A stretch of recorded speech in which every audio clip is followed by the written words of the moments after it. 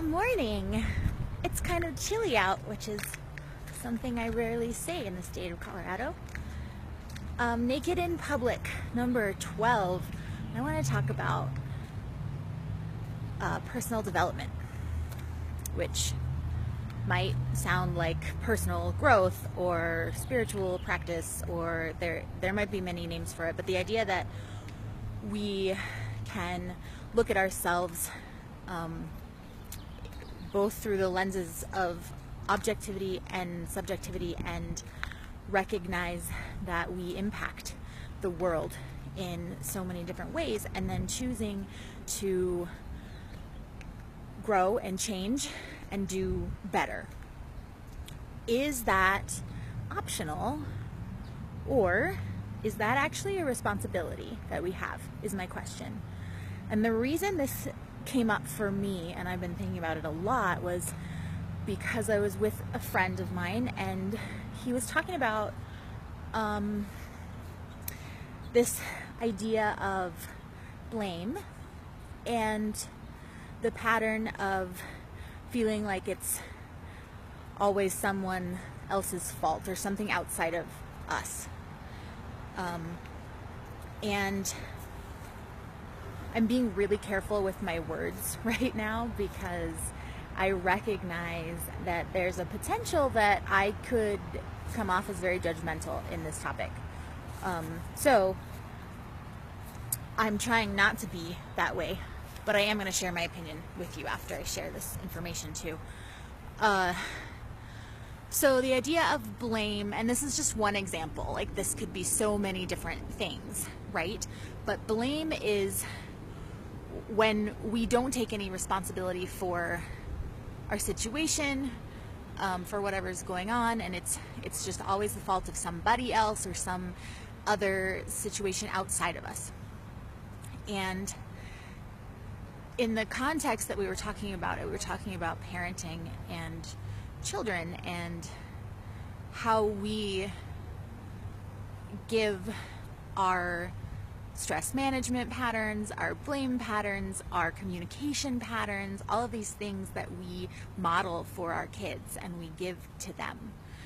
And I started thinking about how easy it is for us to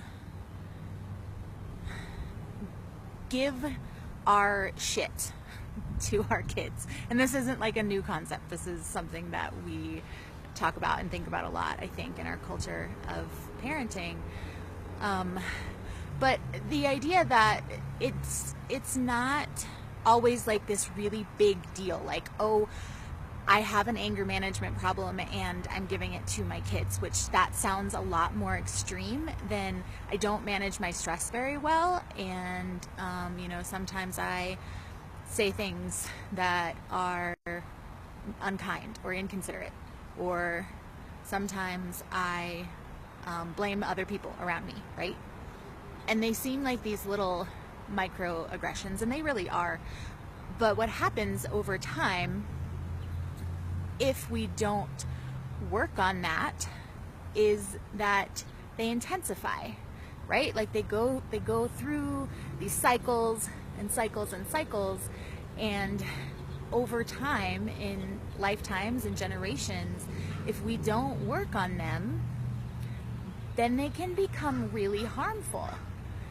And so I've been thinking about how trauma cycles start and abuse starts, and oftentimes it's with these little microaggressions and these little ideas of blame, of codependence, of not understanding communication well, not having emotional intelligence.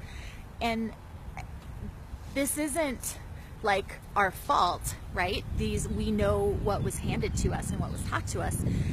And the question is it really a choice to work on those things for future generations and acknowledging the way that we impact the world? Or is it really our responsibility?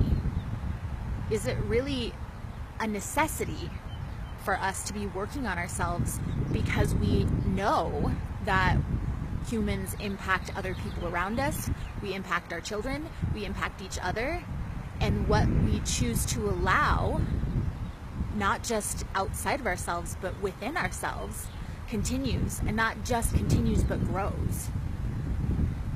So that's my question to you, is do you think, what are your thoughts about this? Do you think that it is a choice, or do you think it's actually a responsibility to be seeking to do better and to be better for our world? Let me know. I'm really, really curious and really, really passionate. And I'll just be, in the spirit of vulnerability and being naked in public, I absolutely believe that it is a responsibility. And I am totally biased because I understand human development, I understand human behavior, I understand mental health. I very personally and impersonally understand trauma cycles and how they work and how easy it is and how common they are.